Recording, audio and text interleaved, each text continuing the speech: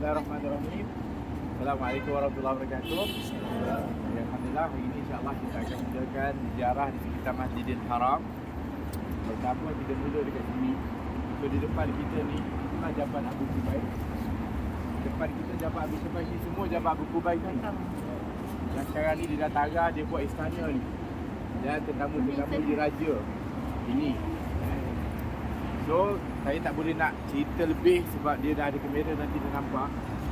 Kita ni dekat Ajian terbagi kepada dua.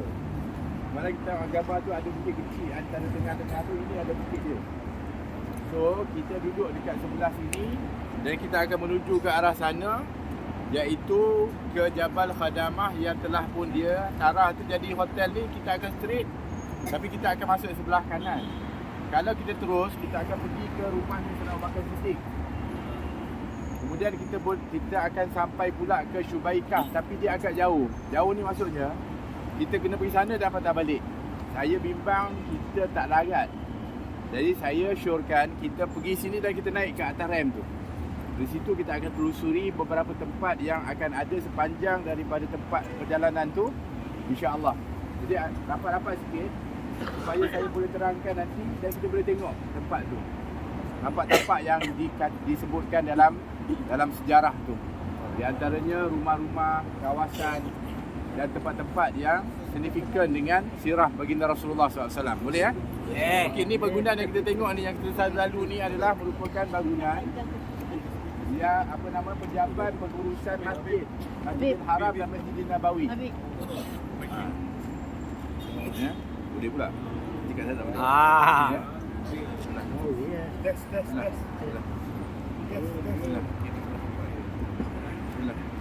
Bismillah. Okey, jadi yang ni ada pejabat pengurusan Masjidil Haram Masjidil Nabawi. Sekarang ketua dia adalah Syekh Abdul Rahman Sudais. So dia memang ada dalam ni. Kalau jumpa tu buat appointment pergi lah, insya-Allah ada lah tu. Memang dia sekarang di pengurus masjid, kedua masjid tu. Syekh Abdul Rahman Sudais, kita kenal kan yang tu. So ini pejabat pengurusan masjid. Imam, apa semua yang berkaitan masjid, semuanya diuruskan di pejabat ni. Yang kita lalu hari-hari, ni pejabat tu. So yang kata saya Jabal Abu Qubays ni yang di depan kita ni, sebenarnya dia telah pun dipotong dan dibuat istana dan dibuat tempat tetamu diraja. Ni semua. Ini semua istana dia daripada sampai ujung situ. Hanya yang dibenar masuk adalah mereka yang memang dibenarkan sajalah. Kalau dia datang, dia akan tutup semua. Hatta jalan kita pun dia akan tutup. So lebih baik tak datang. Tak betul problem. Sekarang ni duduk mana? Kan duduk Riyadh. Ini kita, kalau dia datang Mekah lah dia akan datang, ataupun tetamu-tetamu dia. Dulu dia pernah janji orang yang kena crane tu, keluarga dia akan dilayan ke sini. Tapi tak dapat lagi lah. Baik, kita akan jalan nanti terus, kemudian kita akan belok ke kanan, insya-Allah. Jadi sepanjang perjalanan tu boleh dekat sikit, kita akan ceritakan tapak-tapak tu. Kalau yang ada hislo pun boleh buka sebagai apa kita panggil rujukan. Hislo tu kalau ada, boleh tengok. Dia akan tunjukkan kepada kita, insya-Allah. Bismillah, tawakkaltu ala Allah. Bismillah.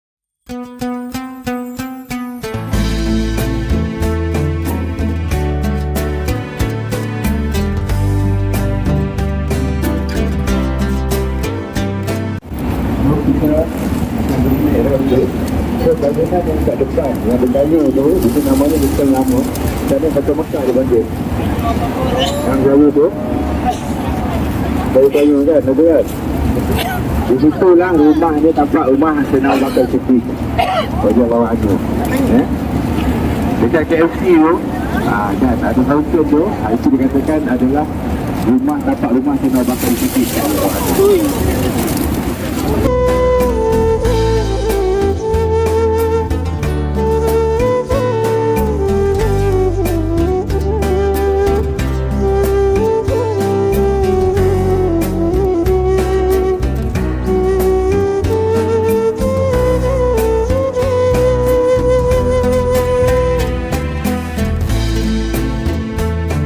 Baik, di bahagian sini yang kita tengok tu, itu rumah bahagian Ummu Hani.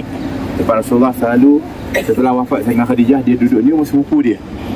So dia waktu Mi'raj Isra', dia tidur di rumah Ummu Hani, kemudian dia dibawa oleh Jibril ke hijab Ismail dari belah dada dia sebelum Mi'raj Isra'. Kemudian masa waktu Mekah pun dia singgah dan solat di situ. Dan di rumah itulah dia kata ada tak apa-apa makanan. Ummu Hani kata ada cuka. Yang tu dia kata tidak fakir atau susah rumah yang ada cuka di dalamnya. Itu rumah Ummu Hani dekat sini. Dia selalu Rasulullah akan singgah. Sebenarnya Rasulullah pernah nak berkahwin dengan Ummu Hani, tapi tak jadi. Tapi dia baik sebab macam adik-beradik dia. Sebab dia tinggal rumah Abu Talib tu lama. Itu rumah Ummu Hani. So dekat bawah ni kalau kita tengok, itu tempat jenazah-jenazah yang tu adalah diletakkan di ruang sebelah sana. Kita boleh tengok hijab Ismail. Jadi dia tulis kat situ. Dia jalan sambil berjalan, dia tengok. Dia kumpulkan kat situ jenazah-jenazah itu. Kemudian setelah selesai dia akan bawa naik dia akan bawa ke belakang sana. Sebab bila kemudian dia situ kat belakang. Itu salah satu tempat juga yang mungkin kita kena tahu. Bila dalam tu sebenarnya, kalau daripada muncul masjid apa namanya Yaman itu, ada namanya Pasar Hajwarah. Tapi dia tu kalau kita betul-betul, kalau kita tawaf, kita nampak daripada sudut Yaman ni, kemudian kita akan tengok sebelah sudut tu, yang tertulis situ Abu Bakar. Itu jalan hijrah Nabi. Nabi singgah dekat situ, dekat Pasar Hajwarah tu. Dan dalam masjid lah, sekarang ni, dulu kat luar, ada pasar. Nabi bertoleh ke arah Kaabah, Nabi menangis. Dan Nabi kata, wahai Mekah, dua itu adalah kota daripada aku cintai. Kalaulah tidak aku dikeluarkan oleh kaumku, aku tak akan tinggalkan Islam. Nabi menangis kat situ, turun dalam hadis itu.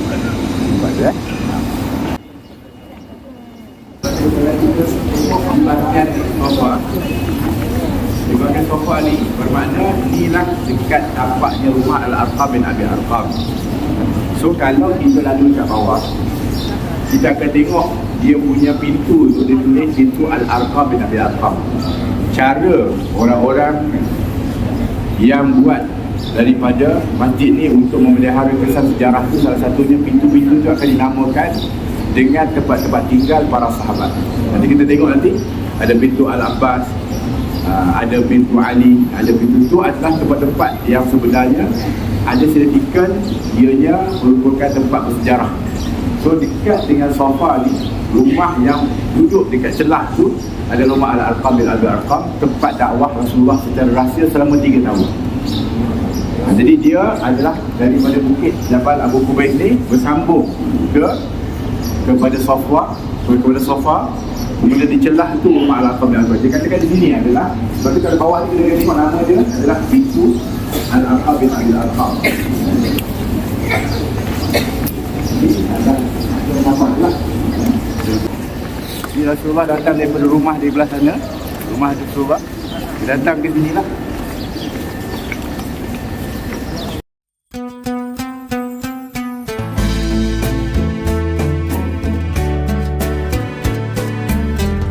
Itu adalah bangunan tamu haji. Muassasah duduk dekat situ. Oh. Dia adalah yang paling belakang. Paling depan tak nampak Masjidil Haram. Semuanya dia robohkan, dia paling depan. Kalau tak nampak kat sini.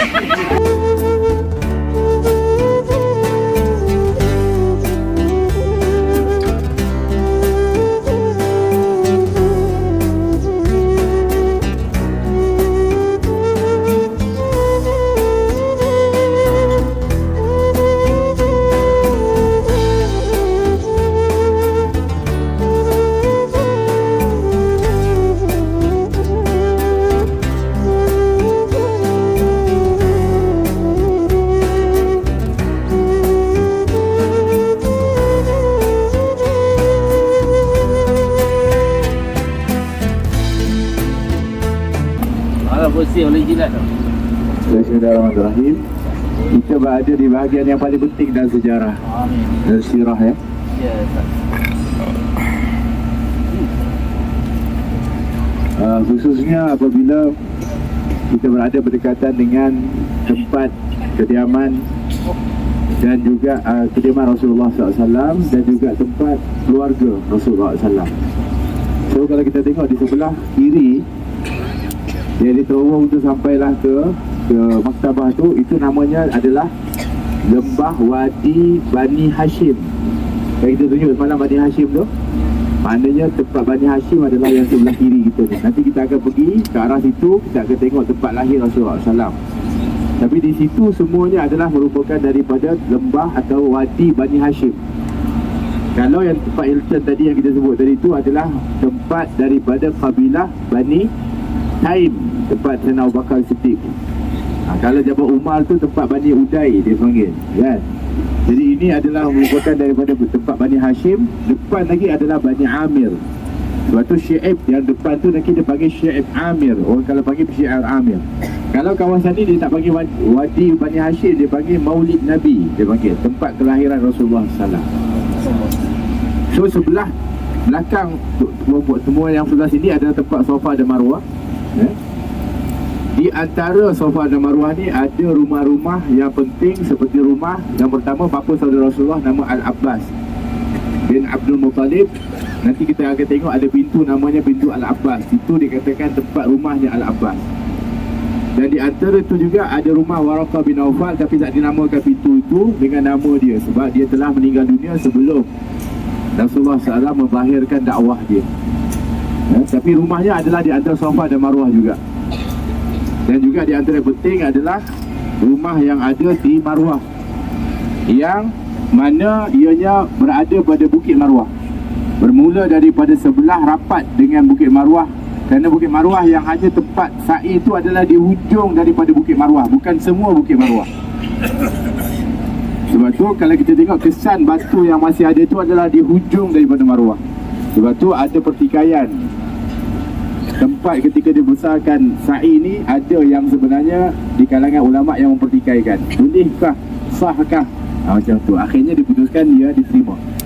Sebab hanya yang terima adalah tempat yang memang dulu sa'inya Rasulullah dan para sahabat, iaitu di penghujung Marwah, bermula daripada Safa. Alhasil, kerana di sebelah tengah dan juga seterusnya adalah rumah-rumah yang ada di situ, bermula dari rumah Abu Sufyan, kemudian sebelahnya adalah Mu'tib bin Abi Lahab, yang di penghujungnya adalah rumah Rasulullah bersama Khadijah radhiyallahu anha. So Bukit Marwah ni bukan kecil ya, besar. Besar tu maksudnya anak bukit yang besar, bukan yang kecil je. So sampailah di penghujung tandas tu, iaitu rumah Rasulullah SAW adalah di penghujung tu. Disebutkan, nanti kita akan lalu situ. Kemudian ada di rumah di sini kawasan ni ada tempat batu yang sentiasa beri salam kepada Rasulullah SAW. Setiap kali Nabi keluar rumah, Nabi akan jalan dan Nabi akan lalu, dan batu tu akan ucapkan Assalamualaikum ya Rasulullah. Waktu tu Nabi belum diangkat menjadi Rasul pun, tapi dah diberi salam dah. Dan Nabi kata dalam hadis yang kita tengok Sahih Bukhari, aku mengenali satu batu yang sentiasa memberi salam kepada aku setiap kali aku melintasi dia, dan aku akan tunjukkan kepada kamu wahai para sahabat. Batu tu sentiasa beri salam kepada aku. Masya Allah, tabarakallah. Baik. Okey, antara yang juga kenangan yang saya tak boleh lupa adalah peristiwa jatuhnya kereta tu. So kalau kita tengok dekat atas tu, paling atas sekali ada tempat yang dia tak ada tile tu. Nampak tak? Dia simen je. Tu. Situlah yang dia jatuh dan pecah. Dan dia bina balik, tapi dia tak tile kan. So kereta tu duduk dekat mana? Duduk dekat tempat kita ni. Dan besarnya besar, lebih besar macam ni besar dia kereta tu. Dan dia terangkat dan dia punya kereta apa kita panggil menghentam kepada dinding tersebut dan meruntuh, dan kena orang ke atas tu dan meruntuhkan daripada atap yang ke atas tu, dan batu tu jatuh ke bawah dan penghujung kereta putus dan jatuh ke dataran. Yang tu yang banyak mengorbankan, kerana jatuh betul-betul di depan makam Ibrahim. Tapi waktu tu dia dah divide di antara bahagian dalam dan bahagian luar oleh mataf yang dibina sebagai, kita panggil apa, masa tu dia tengah ada projek. So dia terpaksa tambah tu untuk menampung daripada tempat tawaf tu. So dia buat 2 tingkat daripada tempat tawaf tambahan. Ingat dulu ada satu Jadi itu yang membeza apa namanya kita panggil membezakan antara dua keadaan tu, tapi dia jatuh bahagian luar dan orang-orang yang meninggal adalah bahagian luar, dan besi tu dia jadi macam bola dan berguling dan dia melekat di matah tersebut. Dan waktu tu saya sedang tawaf lah dengan para jamaah di Rasaujana masa tu, ingat lagi. Dan hotel yang sama, kita daripada hotel yang sama. So itu kenang-kenangan dia, tempat jatuhnya crane 2015. Baik, nanti kalau tu saya sendkan gambar, dia boleh tengok dia punya crane dia. So waktu tu bocorlah atap ni, dan dia menurut air tu, hujan tu masuk ke bahagian sa'i, dan sa'i tu penuh dengan air. So masa tu kami sa'i dalam keadaan banjir, masalah air, atas air kita sa'i masa tu. Itu kenang-kenangan lah masa 2015. Baik, jadi kita sekarang ni, kalau kita tengok sebutkan syiar, itu adalah tempat Bani Hashim. Kita akan tengok di situ ada Babus Salam. Babus Salam ni adalah tempat Rasulullah SAW ketika dia pergi haji, dia masuk melalui pintu tu. Maka disebutkan dalam kitab fiqh, disunahkan orang yang nak pergi haji dan umrah untuk masuk Masjidil Haram ini masuk melalui Babus Salam. Tapi ialah kita nak pergi Babus Salam ni satu jauh, kemudian dia tutup jalan. Jadi tak apalah kita masuk dari pintu yang mana, tapi kita niatkan seperti kita masuk daripada Babus Salam. Maka kita ucapkan ketika masuk masjid itu, doa masuk masjid, dan kedua kita kata Allahumma antas salam wa minkas salam wa ilaika ya salam. Baca yang tu, seolah-olah kita masuk daripada Babus Salam. Babus Salam di Madinah berbeza dengan Babus Salam di sini. Babus Salam ni adalah tempat masuknya Rasulullah ketika haji dan umrah. Tapi Babus Salam di Madinah itu adalah Babus Salam, tempat pintu masuk untuk beri salam kepada Rasulullah. Tapi itu untuk orang lelaki lah. Kenapa namanya Babus Salam? Jadi kalau kita tengok orang-orang yang betul-betul dia serius nak ikut kepada sunnah-sunnah Rasulullah, dia akan sungguh-sungguh lah akan datang juga kat sini, dia akan nak masuk ikut pintu tu. Cuma pintu Babus Salam tu sudah dianjak lah. Macam juga kita sebutkan Rasulullah masuk dekat situ dan Nabi masuk melalui gerbang Syaibah, baru Nabi masuk ke dataran. Kemudian Nabi menuju ke arah Hajarul Aswad dan Nabi kecup Hajarul Aswad. Kemudian baru Nabi mulakan tawaf. Itu adalah merupakan kaifiah cara Rasulullah SAW buat. Sebab tu kita disunahkan untuk istilam, iaitu kita melambaikan tangan seperti menyentuh kepada Hajar Aswad dan mengucupnya. Dengan niat kita menyentuh Hajar Aswad dan mengucupnya. Kerana kata Nabi SAW, Hajar Aswad itu nanti Allah akan beri mata dan juga dia punya mulut untuk dia menjadi saksi kepada kita, dan dia akan beritahu kepada Allah, ya Allah, bulan dan bulan ini telah datang ke tempat ini dan dia ziarah ke rumahmu dan berikan syafaat kepada kita. Itu adalah keutamaan daripada Hajarul Aswad. Dia mana dia adalah batu daripada syurga. Jadi ini beberapa tempat. Jadi kita akan jalan nanti ke arah kita depan.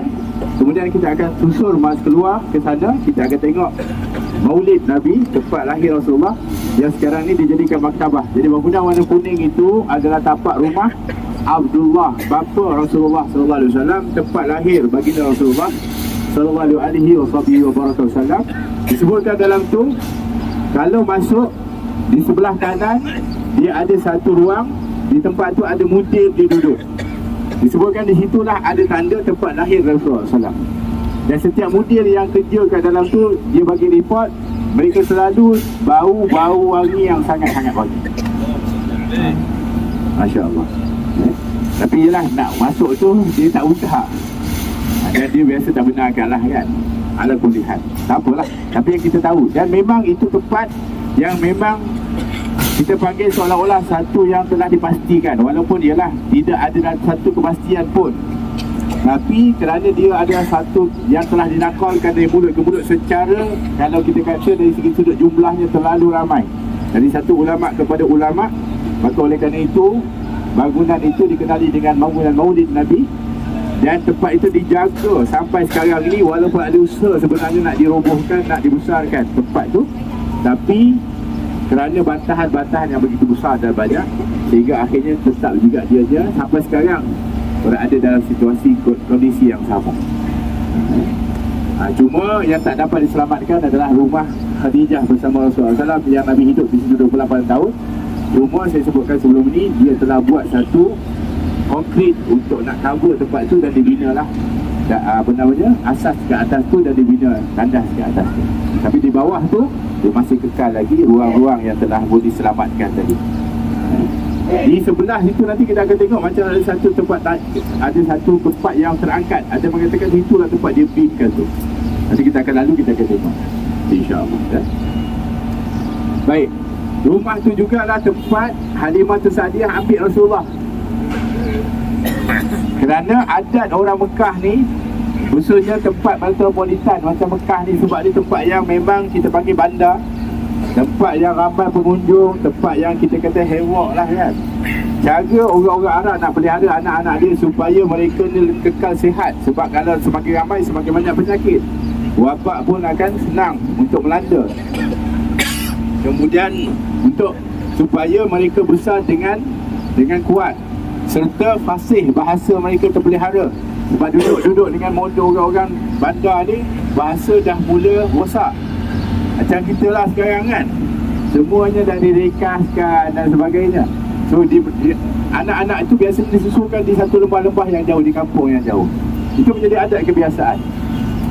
So orang-orang daripada pendalaman akan datang pada satu masa untuk ambil bayi-bayi yang ada dekat Mekah. So di antara daripada puak ataupun kabilah yang popular adalah Bani Bakar, iaitu kabilahnya Halimah Sa'diyah, yang mana tempatnya itu adalah jalan menghala ke Taif. Dulu boleh ziarah, ada lagi tapak dikatakan rumah tempat Rasulullah tinggal dengan Halimah Sa'diyah. Kemudian setelah tak ada lah.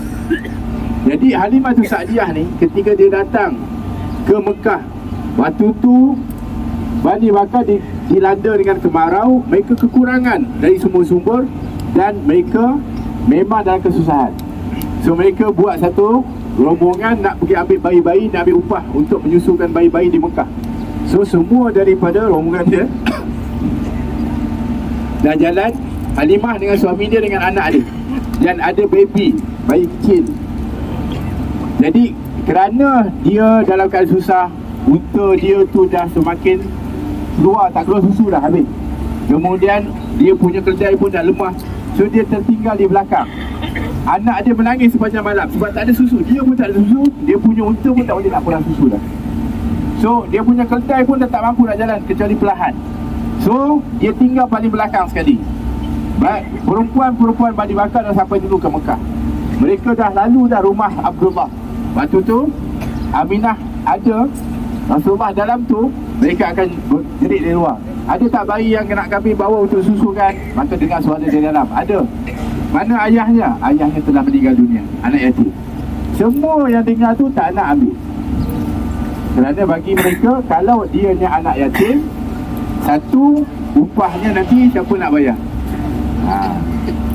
Dan kalau pun dia ambil upah, pastilah dalam keadaan yang sedikit je mampu untuk dibayar. So semua tak nak, skip. Dan juga ada yang menganggap kalau anak yatim ni adalah membawa nasib yang tak baik. So mereka skip. Setiap yang lalu skip. Sampailah last kali yang sampai adalah Halimah Sa'diyah. Dia pun tanya juga, ada tak bayi dalam ni yang aku nak susukan? Ada. Mana ayah dia? Dia anak yatim, ayah yang meninggal. Halimah pun waktu tu dia tak bagi ambil. Dia pun jalan. Tapi kerana dia pergi satu rumah yang lain, semuanya bayi tu dah diambil. Kerana telah didahului oleh perempuan-perempuan Bani Bakar yang lain. Ini adalah takdir Allah, nak pilih dia untuk mendapat keberkatan Rasulullah.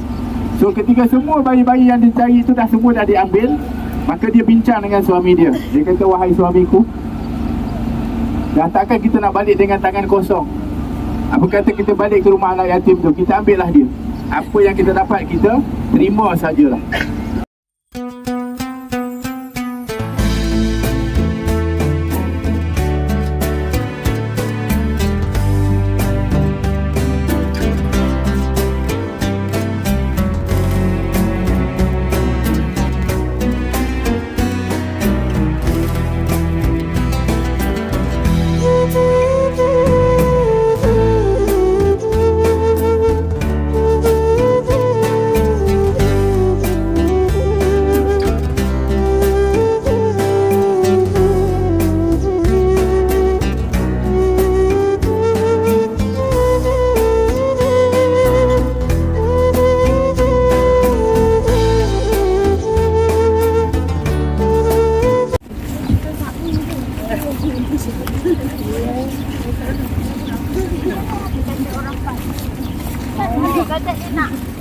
Dia memang nak hubungkan dulu lagi. Tapi lepas ni dia wasafkan, dia tak boleh.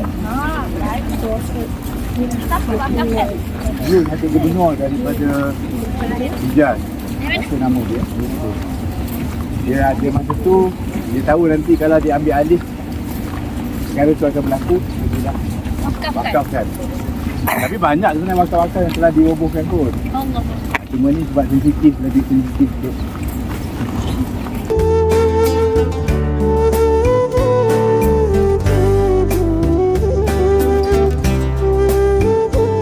Kemudian apa namanya, muasasah tu.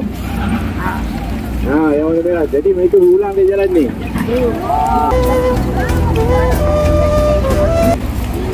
Ini dulu ni dia katakan pasar ring apa semua kat sebelah sini. Dan ada yang dipanggil dengan Masjid Kucing tu.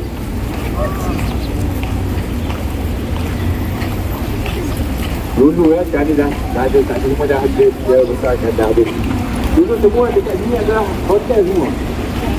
So Janaturiah ni adalah pada belakang tadi. Nampak tu masjid. Tapi semua dah dirobohkan sekarang ni. So dia pada depan nampak dekat masjid.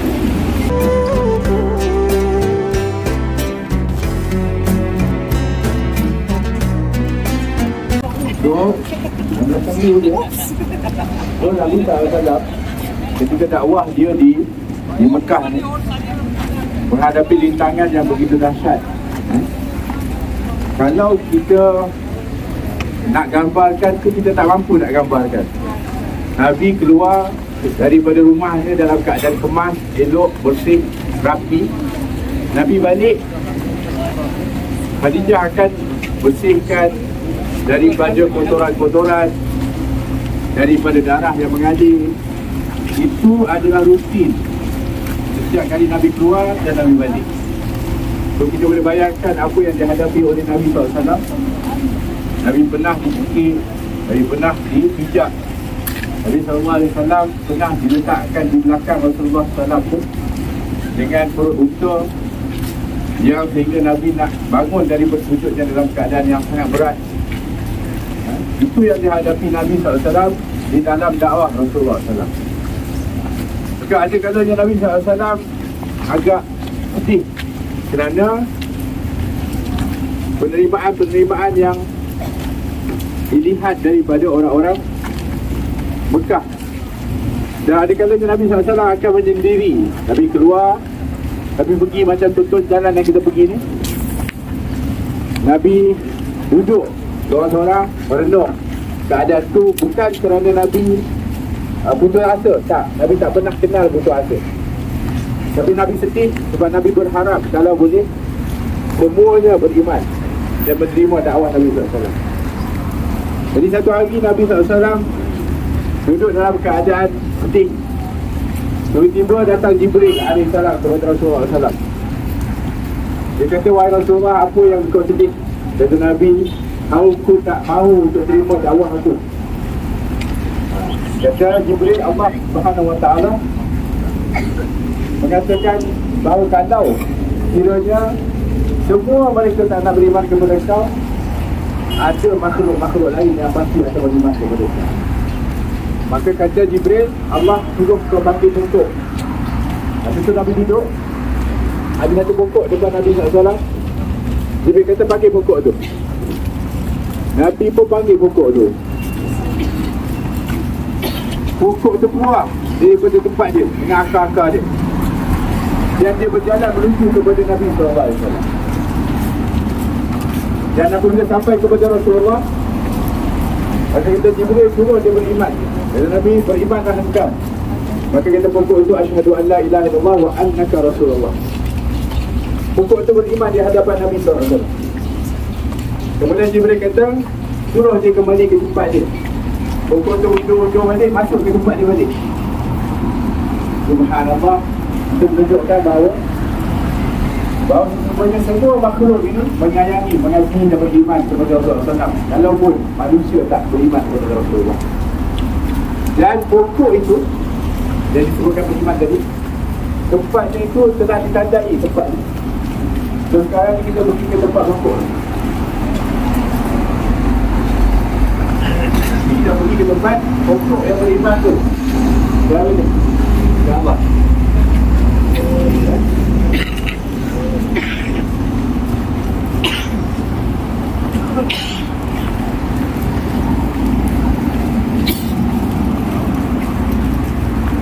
Jadi satu perlahan orang penat sikit, tapi kita pergi mana insyaAllah. Kita akan pergi ke Masjid Pokok, kita akan pergi ke Masjid Jin insyaAllah. Dan kita akan ke Ma'la. Dah tak berapa jauh dah insyaAllah. So kita tengok ni jelaslah itu tempatnya Tawa Haji tadi, Muazzazah. Juga di sebelah sini juga merupakan daripada Pasar Janandria. Dia adalah bangunan besar sekali pusat. Ya, dia warna merah tu.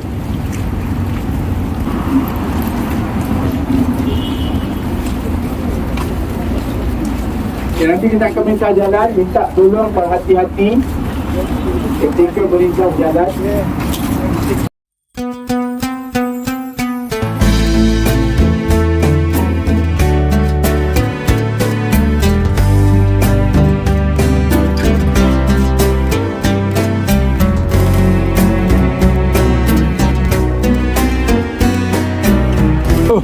Tahniah kepada semua yang sampai kat sini, insyaAllah. Agak jauh sikit perjalanan kita, tapi insyaAllah berbaloi insyaAllah. Saya sebutkan tadi pokok, tadi ada tempat pokok yang keluar dari tempat dia datang kepada Rasulullah. Tapak dia menjadikan masjid sekarang ni. Ini adalah dia sebenarnya asalnya nama dia Masjid Syajarah, tapi kami bukan nama yang lain lah. Syajarah adalah pokok. Jadi tapak pokok tu dibina masjid sebagai ingatan kepada peristiwa itu, iaitu sebenarnya yang beriman kepada Rasulullah ini bukan hanya pokok, bahkan haiwan-haiwan. Disebutkan pernah seorang Badui datang kepada Rasulullah mengatakan, "Wahai Muhammad, ajaran apa kau bawa ni?" Dia kata, "Aku bawa agama Allah." "Betul ke kau bawa ni?" "Betul." "Apa bukti betul yang kau ni? Apa yang kau ingin sebagai bukti?" Masa tu ada Bob lalu, Bob jawab tu. Dia kata, "Kalau Bob tu beriman kepada kau, aku beriman." Maka Nabi kata, "Wahai Bob, mari beriman kepada aku." Bob tu cakap, "Asyhadu an la ilaha illallah wa annaka rasulullah." Badui terkejut. Lalu Badui itu masuk Islam. Bob pun beriman, mengucapkan keimanan kepada Rasulullah SAW. Ini mukjizat bagi Rasulullah. Nabi bercakap dengan haiwan ni bukan sekali. Bahkan kita tahu tentang unta yang mengadu kepada Rasulullah SAW. Kan? Nabi dengar pengaduan tu. Dan pernah diceritakan seekor kijang yang pernah masuk dalam satu perangkap. Waktu tu Nabi SAW ada. Tiba-tiba kijang tu dia panggil Rasulullah. Dia mengadu, dia kata, "Wahai Rasulullah, aku ni tadi keluar tinggalkan anak-anak aku. Mereka dalam kelaparan, aku keluar nak cari makan untuk dia. Tiba-tiba aku masuk dalam jerat orang ini." Dia kata, "Boleh tak engkau beritahu kepada pemburu tu, aku nak minta izin. Aku nak balik kepada anak-anak aku. Aku nak beri dia makan, kemudian aku nak bagi tahu aku akan kembali balik. Dan aku akan datang masuk dalam jerat ni balik." Sebab dia tak boleh nak tinggalkan anak dia tu. So Rasulullah kata, "Engkau sekarang menjadi hak kepada pemburu, bukan aku, bukan hak aku. Tapi aku boleh sampaikan hajat engkau." Maka kata Rasulullah kepada pemburu tu, "Kijang ini mengadu kepada aku, tadi dia tinggalkan anak dia dalam kelaparan. Jadi dia minta izin, kalau kau izinkan dia nak balik untuk pergi beri makanan kepada anak dia, dan nanti dia datang balik dan kau ambillah dia." Pemburu tu kata, "Betul dia berkata begitu?" "Betul." Dia kata, "Kalau begitu wahai Rasulullah, aku bebaskan dia kerana Allah." Maka dia lepaskan kijang tu. Kijang tu ketika dia lari, maksudnya dia masuk ke hutan tu, dia menari, seperti bergoyang menari ketika itu, seolah-olah mengucapkan terima kasih kepada Rasulullah dan pemburu tersebut. Ini diriwayatkan tentang peristiwa itu. Daripada peristiwa haiwan-haiwan yang bercakap dan beriman kepada Nabi SAW. So ini tapak ni adalah pokok, masjid pokok. So nanti kita ke depan, kita akan pergi kepada Masjid Jin, insyaAllah. Dan kita akan ceritakan kenapa nama dia Masjid Jin. Tapi tadi cerita tentang Halimatus Sa'diyah tadi. Okey, tadi waktu ketika mana Halimah kata, "Wahai suamiku, takkan kita nak balik dengan tangan kosong. Jom kita balik ke rumah anak yatim. Tak apalah, apa pun yang diberi kita ambil je lah, daripada kita pulang tangan kosong." Maka akhirnya dia pergi balik ke rumah Abdullah, iaitu yang duduk di dalamnya Aminah. Waktu tu dia kata, kami sudi untuk nak ambil bayi itu untuk disusukan. Maka dikeluarkanlah satu bekas yang dalam tu adalah Rasulullah. Rasulullah dia buka, letak dalam bekas dengan kain berwarna hijau. Lepas tu tutup, bayi itu ditutup, Rasulullah ditutup. Kata Halimah, dia cerita dalam riwayat, dia buka daripada penutup tu, apabila dia pandang dia wajah Rasulullah, jatuh cinta dia.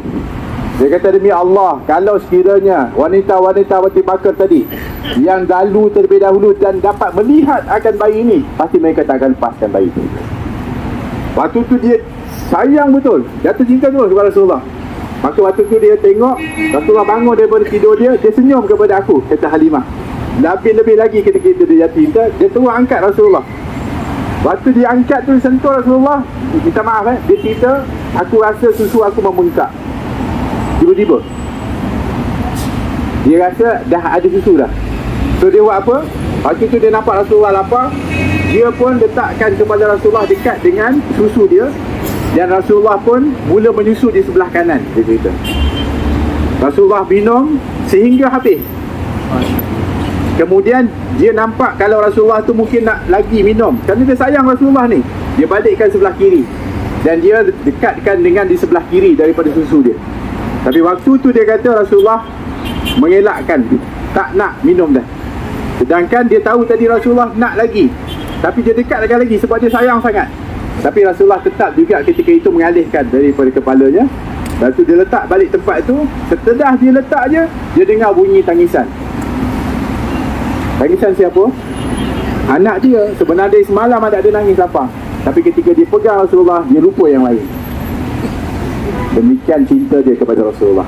Waktu tu barulah kata para ulama difahami bahawa Rasulullah telah dididik dan terbiah oleh Rasulullah dan oleh Allah dari kecil lagi, supaya tak pentingkan diri sendiri. Rasulullah enggan untuk minum di sebelah kiri adalah untuk memberi bahagian itu kepada saudara susu dia. Masya Allah. Maka diambillah oleh Halimah dan disusukan anaknya. Kemudian setelah itu diserahkan Rasulullah kepada Halimah. Waktu diserahkan tu, unta dia pun bengkak susu je. Suami dia boleh minum, dia boleh minum. Dia punya kedai pun boleh minum susu tu dan kuat. Dan dia balik ketika dalam perjalanan tu, dia potong semua daripada rombongan-rombongan tu. Sehingga orang perempuan mengatakan, wahai Halimah, kau dah belikan kedai yang baru ke? Lajunya kedai kau. Mereka tak tahu bahawa itu keberkatan Nabi SAW. Sampailah ke Bani Bakar tu, rumah itu diberkati oleh Allah, sehingga dia punya kambing dia gemuk-gemuk. Sedangkan waktu tu kemarau, sehingga ada di kalangan orang-orang kampung tu mengatakan, mungkin suami Halimah ni jumpa satu tempat yang rahsia, tempat ragut rahsia, yang mungkin ada spinach ke apa, yang di mana ketika itu kambing-kambing dia ragut dan jadi gemuk. Maka dia buat apa? Dia intip tempat yang mana suami Halimah bawa ragut, mereka bawa kambing sama ragut itu, tapi tak gemuk juga. Sebenarnya gemuknya kambing itu berkat Rasulullah. Sebab tu Halimah setelah 2 tahun, susu ni hanya 2 tahun je, dia kena serahkan balik Rasulullah balik ke ibu dia. Tapi ketika dia nak datang ke Mekah, dia nak serahkan, dia minta satu permohonan, boleh tak kalau aku sambung untuk nak bawa Rasulullah Nabi Muhammad ni ke kampung aku balik, aku akan jaga dia. Dibenarkan oleh Aminah. Cuma dia terpaksa serahkan ketika peristiwa belah dada tu. Masa tu dia panik, sebab dia takut kalau berlaku apa-apa kepada Rasulullah. Baru setelah itu umur Rasulullah dalam 4 tahun, diserahkan kembali kepada ibu dia. Kalau tidak, dia nak jaga sampai besar, sebab dia rasa keberkatan Nabi SAW. Yang itulah setelah itu Aminah jaga sampailah umur dia 6 tahun.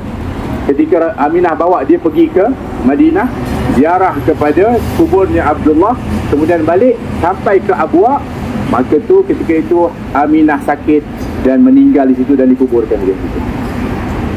Kemudian baru Rasulullah dibawa balik oleh Ummu Aiman dan diserahkan kepada datuknya Abdul Muttalib. Dan Abdul Muttalib pun tak panjang umur dia. Kemudian setelah itu Abdul Muttalib serahkan kepada Abu Talib.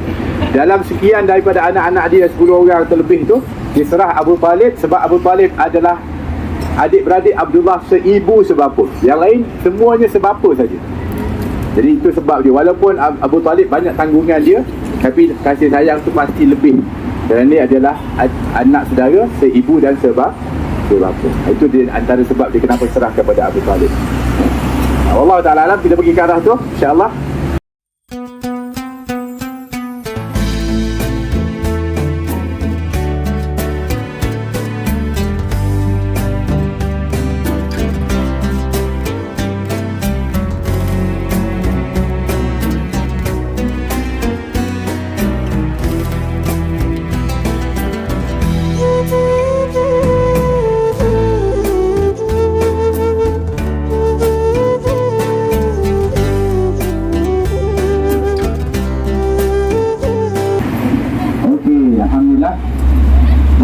sebelah kanan saya ni, inilah Masjid Jin. Nanti kat depan tu dia tulis nama dia, Masjid Al-Jin, ya.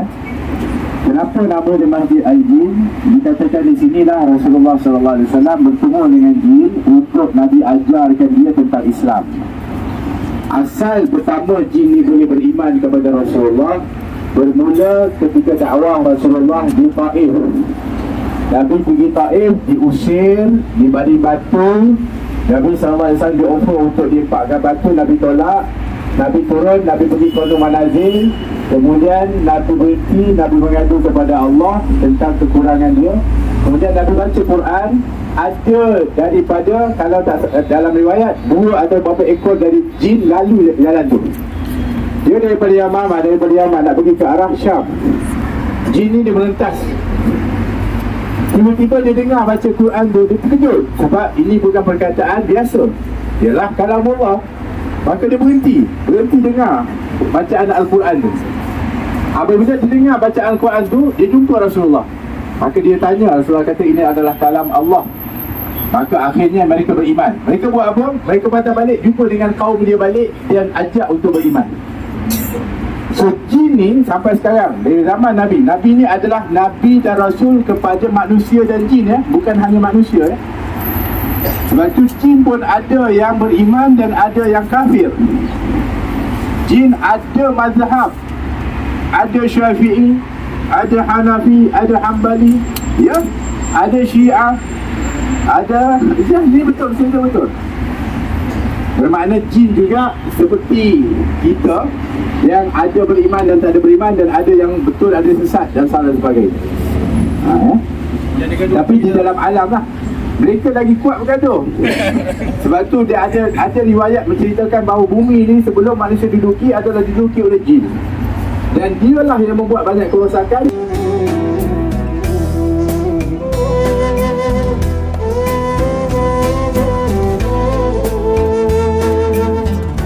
Lepas ni, nanti kalau yang nak tengok tu, sebenarnya kalau kita betul-betul nak tengok betul-betul, kita kena naik ke belah sini. Tapi naik bukit dan agak masih jauh. Kalau nanti selepas ni pergi tengok dekat sini, nampak kat sebelah kiri tu ada payung-payung warna merah. Itulah Hasan bin Khadijah kat dalam. Dia pokok orang tak boleh pergi. Tapi kalau lah ajin sikit lepas ni, kalau lagi nak ajin sikit, memang pergi dekat satu, kita boleh nampak daripada pagar tu. Tapi saya tak bawa sebab saya takut dia tak larat. Siapa yang larat, nanti dia boleh pergi. Kalau kita tengok dekat sini, dia boleh nampak. Dia tunjukkan. Baik, di sebelah pagar tu dalam tu, itu adalah perkuburan Ma'lah. Asal perkuburan Ma'lah ni dah lama dah. Bahkan pada zaman jahiliah dulu, orang-orang ramai yang meninggal akan dikuburkan di Ma'lah. Syubaikah yang kita sebutkan tadi adalah tempat perkuburan bayi-bayi wanita yang ditanam hidup-hidup. So ini adalah merupakan perkuburan lama, tapi dia menjadi perkuburan yang istimewa apabila jasad-jasad istimewa dikuburkan di situ, bermula dari jasad-jasad Khadijah radhiyallahu anha. Maka akhirnya Ma'lah itu disebut dengan Jannatul Ma'lah, syurga Ma'lah.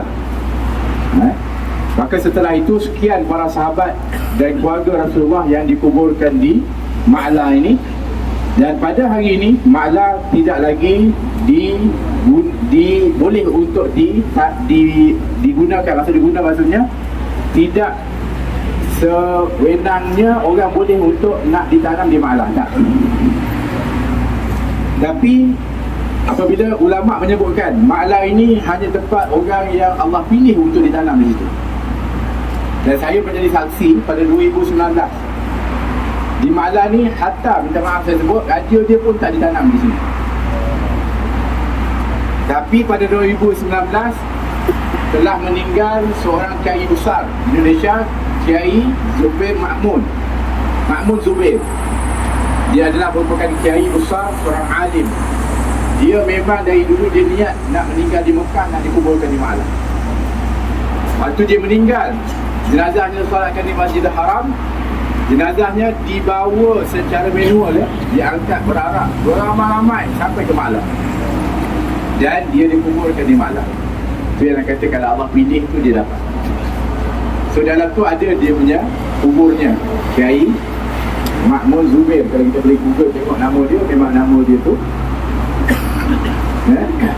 kerana niat dia yang betul tu Allah sampaikan. Tapi memang tak semudahnya. Kalau orang meninggal, saya nak dikuburkan malak, dia tak bagi. Kebanyakan semuanya dikuburkan di satu tempat nama Syara'id. Ada penguburan Syara'id yang lagi. Jadi specialnya penguburan Ma'la ini adalah kerana Nabi SAW juga suka untuk ziarah ke situ ketika mana berziarah kepada Sayyidatina Khadijah radhiyallahu anha. Jalan yang kita tengok ni adalah dipanggil Tariq Hujun, Jalan Hujun. Tempat Nabi selalu kalau dia nak masuk daripada Madinah, dia masuk jalan tu dan dia akan berhenti untuk ziarah kepada Khadijah radhiyallahu anha. Kerana sayangnya Rasulullah dengan Khadijah. Nabi mengatakan, ini perkataan Rasulullah, tidak ada yang lebih baik dari Khadijah.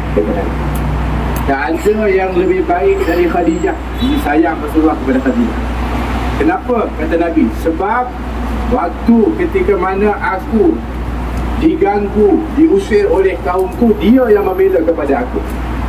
Dia yang menjadi sebab dikurniakan aku zuriat-zuriat. Dan dialah yang telah mengorbankan daripada harta dan juga dirinya kerana ke jalan Allah Subhanahu Wa Taala. Ini pengorbanan Khadijah luar biasa. Seorang yang sangat tinggi akhlaknya, yang mana sangat-sangat diingati oleh baginda Rasulullah SAW. Pengorbanan dia disebutkan sampai dari seorang jutawan sehingga dia meninggal dalam keadaan miskin. Tubuhnya yang waktu berisi meninggal dalam keadaan kurus kerana mendahulukan orang lain daripada dirinya. Sehinggalah waktu ketika mana dia sakit, dipulaukan selama 3 tahun, dia menggunakan segala harta dia untuk menembusi daripada tempat-tempat rahsia supaya makanan dapat sampai juga kepada Bani Hashim dan kaum muslimin. Sehingga habis harta dia. Waktu itu putus bekalan. Bukan hanya kaum muslimin dan Bani Hashim yang lapar, dia turut lapar. Tapi setiap apabila dia ni ada hubungan yang baik juga, sebab dia seorang pedagang yang terkenal, ada juga kadang-kadang makanan yang sampai kepadanya, tapi tak sempat singgah ke mulutnya kecuali diberikan kepada orang lain. Ini Khadijah radhiyallahu anha. Datang daripada madrasah baginda Rasulullah sallallahu alaihi wasallam. Sampai akhirnya dia jatuh sakit. Dan pada bulan Ramadan, sakitnya semakin kuat. Dia diriba oleh baginda Rasulullah sallallahu alaihi wasallam dalam keadaan puasa. Waktu tu Nabi menahan air mata dia. Kata Khadijah, sakit wahai Rasulullah, aku rasa sakit. Kata Rasulullah, sabar wahai Khadijah, sabar. Rasulullah kata, biarkan aku keluar sekejap.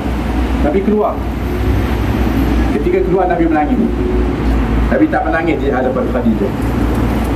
Sebab Nabi tahu kalau Nabi menangis di hadapan Khadijah, Khadijah pasti akan memujuk kepada Nabi.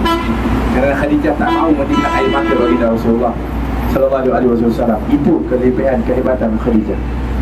Nabi menangis, lepas tu turun Jibril kepada Rasulullah. Wahai Rasulullah, Allah sampaikan salam kepada Khadijah. La ilaha illallah.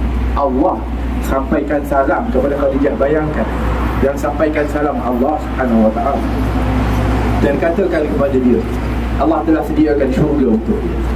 Pintunya sekian, tantainya pasirnya daripada emas, dalamnya ada pokok-pokok yang rano, dan dia tidak akan pernah mendengar keluh kesah dan tidak akan lapar. Dua ciri ini dikhususkan dalam syurga Khadijah radhiyallahu anha. Kenapa?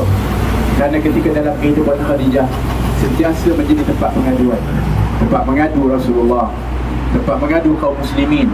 Khadijah orang yang menadah telinga dia mendengar pengaduan dan memujuk dan juga memberikan semangat. Maka di syurga nanti, kata Allah, tidak ada lagi keluh kesah yang akan didengar oleh Khadijah. Dan dia tidak akan lapar. Dalam syurga itu tidak ada kelaparan, kerana di dunia sentiasa lapar mendahulukan kepada orang lain. Subhanallah.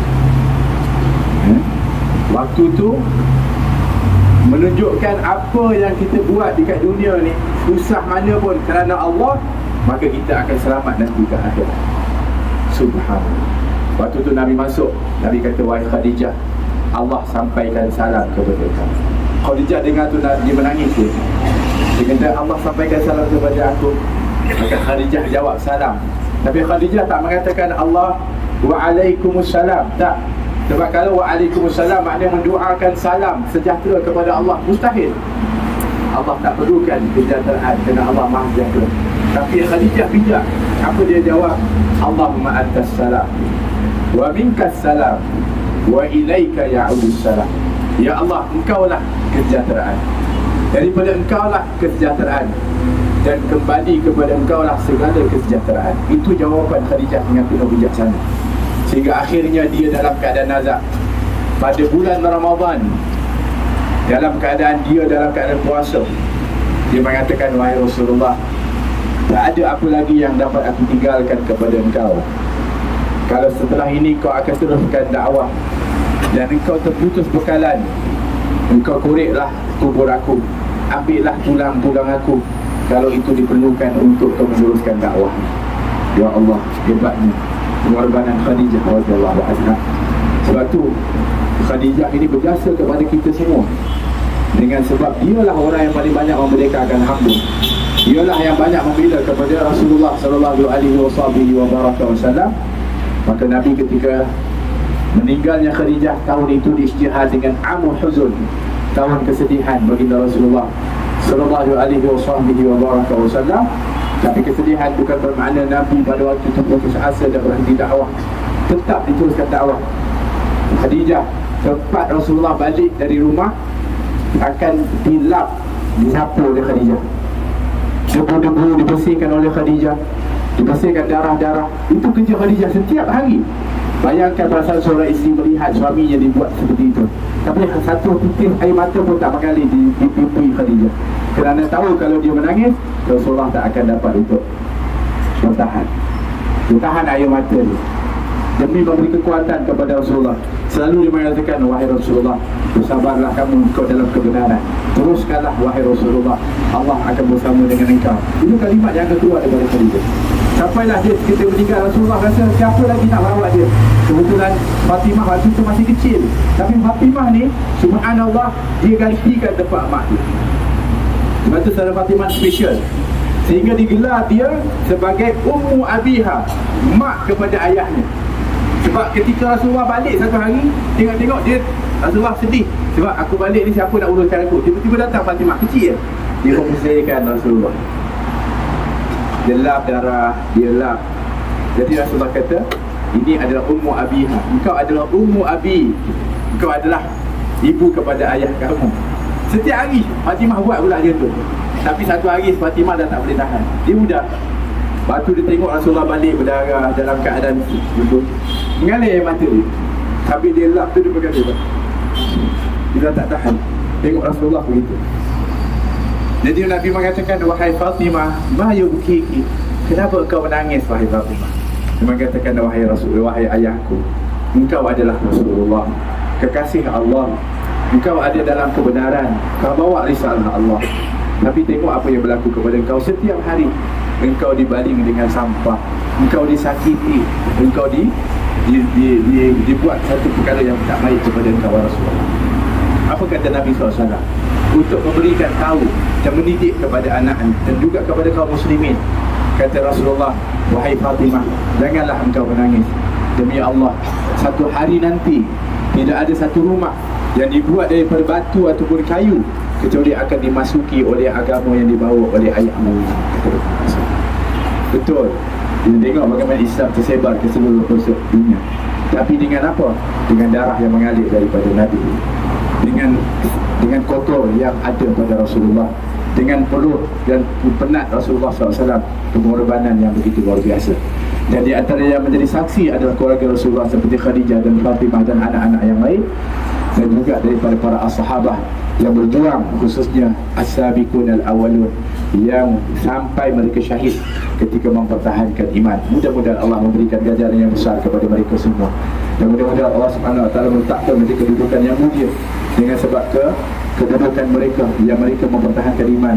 Dengan jasa-jasa mereka kita merasa nikmat iman dan Islam. Jazakumullahu khairul jazaa ya rabbal alamin. Mudah-mudahan Allah Subhanahu Wa Taala juga memberikan kepada kita kekukuhan iman dan menjadikan haji kita haji yang mabrur, membawa kesan kepada keimanan dan keyakinan kita kepada Allah Subhanahu Wa Taala. Dan mudah-mudahan Allah memberikan kita ketabahan, kesabaran seperti mana setabah Khadijah di dalam menghadapi keadaan-keadaan yang dihadapi oleh seorang suami. Dan mudah-mudahan kita adalah merupakan isteri yang support dan berikan kebaikan kepada suami kita. Dan mudah-mudahan seorang suami yang sentiasa berbuat baik kepada isterinya, insya-Allah setelah haji ini khususnya, sehingga akhirnya kita semua akan dikumpulkan bersama-sama di dalam syurga Allah Subhanahu Wa Taala. Amin, Allahumma amin. Khadijah dan juga Khadijah adalah salah seorang daripada 4 orang yang disenaraikan dari penghulu syurga. Kata Nabi, 4 orang penghulu ketua syurga wanita. Satunya Khadijah, kedua Fatimah, ketiga Maryam, keempat Asia.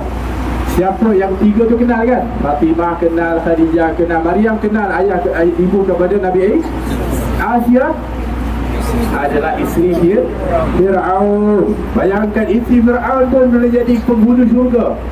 Jadi kalau kita ni takkanlah tak boleh kot. Sebab apa? Sebab Islami kita insya-Allah taklah seteruk Fir'aun. Walaupun ada yang mengadu, Habib, saya punya suami ni saya geram betul lah, saya tak tahan apa semua, saya boleh tanya satu je, ada macam Fir'aun? Takut suami macam Fir'aun tu. Maknanya maksudnya apa? Maksudnya masih lagi okey. Sabar, insya-Allah kita akan diberikan oleh Allah syurga. Bahkan kedudukan syurga yang tinggi pula dengan sebab kesabaran dan ketaatan itu, insya-Allah. Jadi insya-Allah mudah-mudahan kita dapat untuk ambil ibrah pengajaran perjalanan kita ni. So nanti kalau kita tengok dekat situ, kalau tengok dekat situ nanti ada nampak ada payung berwarna merah.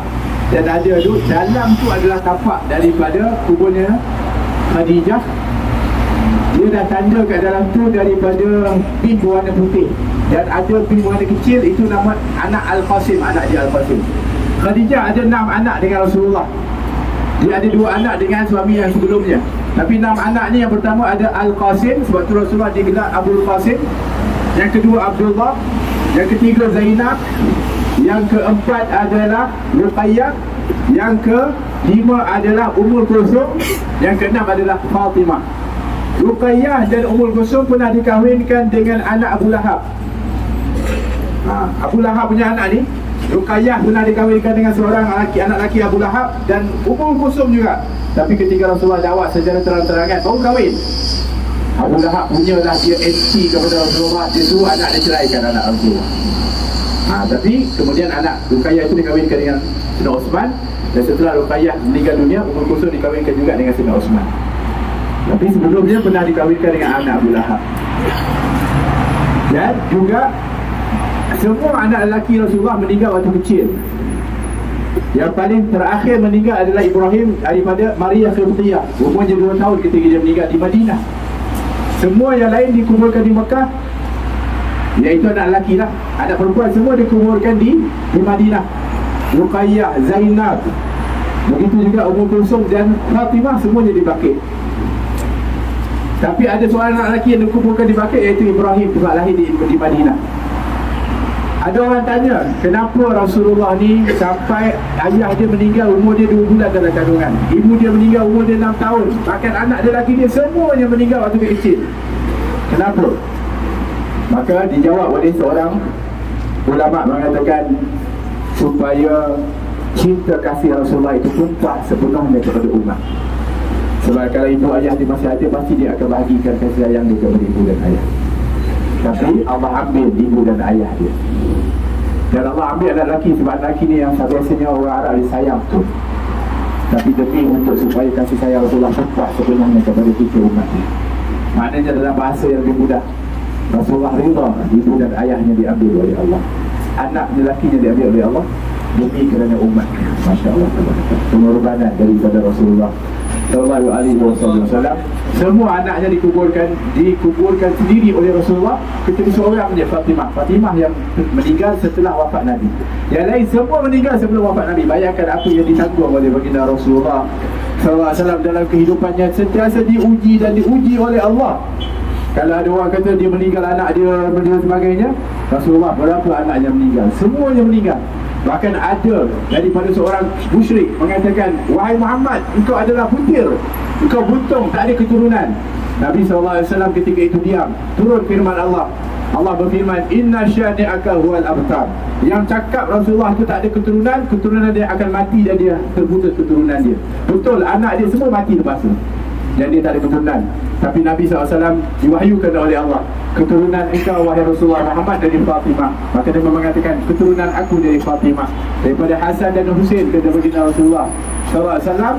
Nabi mengatakan, kullu sababin wa nasabin wa sihrin yunqata'u ila yaumil qiyamah illa sababi wa nasabi wa sihri. Semua sebab, semua nasab, semua ipaduai akan terputus pada hari kiamat kecuali sebab aku, nasab aku dan ipaduai aku, kata Nabi. Maknanya yang namanya zuriat Nabi tak akan terputus, sentiasa ada. Dan juga sihri ini maknanya orang yang kalau kahwinkan anak dengan apa namanya, hubungan perkahwinan, sihri. Sayyidina Umar dengan hadis tu dia buat apa? Dia pergi jumpa anak dia Hafsah baru bercerai tu. Habis iddah, dia pergi jumpa Rasulullah. Ya Rasulullah, aku nak kahwinkan anak aku dengan engkau. Walaupun dia mempunyai kedudukan sebagai seorang sahabat, tapi dia nak tambah upgrade lagi, iaitu ada hubungan sihir dengan Rasulullah, iaitu hubungan kekeluargaan. Maka Hafsah pun kahwin dengan Rasulullah. Maka Sayyidina Umar gembira, sehingga pernah berlaku Hafsah hampir diceraikan oleh Rasulullah sebab ada kejadian. Tapi Sayyidina Umar minta tolong kepada Rasulullah. Maka Jibril datang mengatakan, wahai Rasulullah, jangan kau ceraikan Hafsah, sesungguhnya dia orang yang paling kuat ibadah dan berpuasa. Maka Nabi tak jadi cerai kepada Hafsah. Maka gembiralah Sayyidina Umar kerana masih terus ada hubungan kekeluargaan sampailah wafat baginda Rasulullah sallallahu alaihi wasallam. Jazakumullah khair kepada semua. Terima kasih atas kerjasama. Maaf atas penat kakinya, tapi mudah-mudahan insya-Allah setiap langkah petuah kita diberi ganjaran oleh Allah dan pahala, dan mudah-mudahan setiap apa yang kita bicarakan menampakkan iman kita kepada Allah dan bertambah mahabbah cinta kita kepada Rasulullah dan para as-sahabah ajma'in. Amin Allahumma amin. Mudah-mudahan kita kumpulkan bersama mereka nanti di syurga. Amin Allahumma amin. Sallallahu alaihi wasallam wa ala alihi wasallam. Walhamdulillahirabbil alamin. Wa alhamdulillah.